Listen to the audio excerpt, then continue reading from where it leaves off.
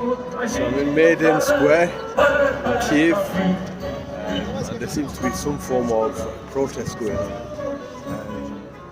As you can see here, we see a lot of flags. Some people here, there's a lot of reporters. The whole square is really full. And in the background there's some form of music. I can't make out obviously what it is, but there we can see Putin's face. So I'm guessing it's some form of national music, possibly. I mean, if anyone knows what that means, yeah, please feel free to share. But it just seems like some form of demonstration. I don't know if there's been any recent development that's really sparked this off.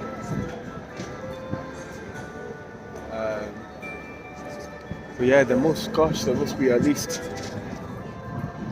all in total, all throughout the square, possibly 2,000, 3,000, 4,000 people maybe.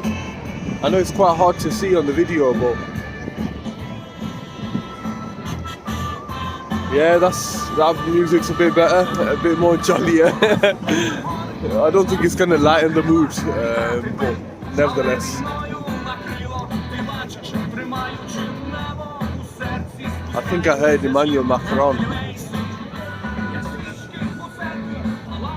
There's a face of an individual there. I don't know what that means or who he is. I've seen a lot of flags, quite similar to the British flag, but I'll try and see if I can find someone wearing one. It's white flag with a red cross in the middle. However, each corner has like a red little emblem. A lot of people are wearing those. Again, I don't know what that flag is or what it symbolizes.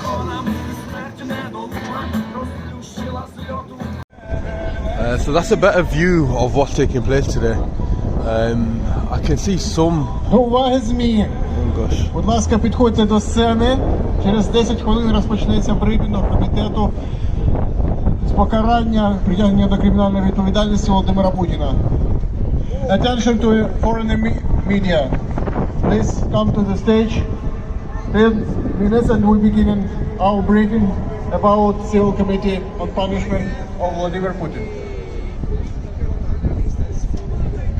Okay, so there seems to be some form of media conference taking place.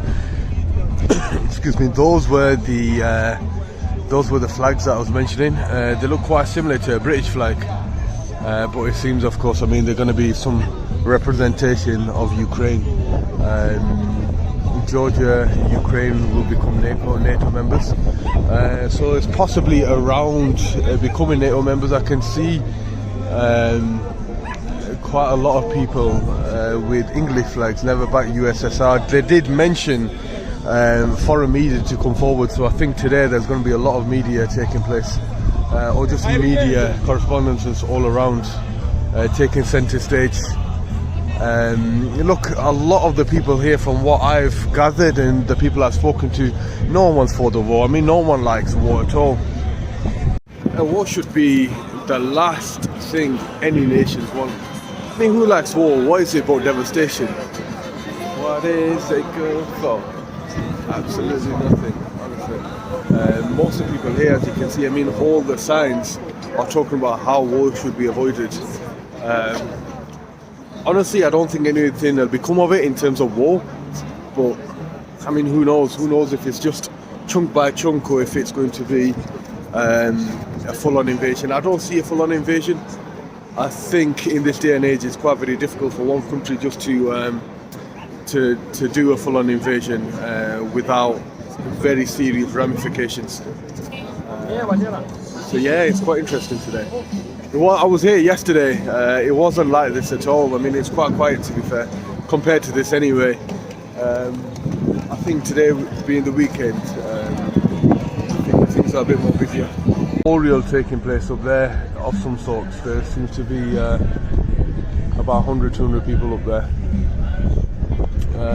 A lot of flowers being laid on the left. Here we've got the founders of Kyiv. So some history. I actually did a tour yesterday, and what I found out is this gent in the middle, He was the eldest brother from these three brothers and their sister. So the gent in the middle, he was called Kyiv, from which the city took its name, Kyiv, meaning the city of Kyiv.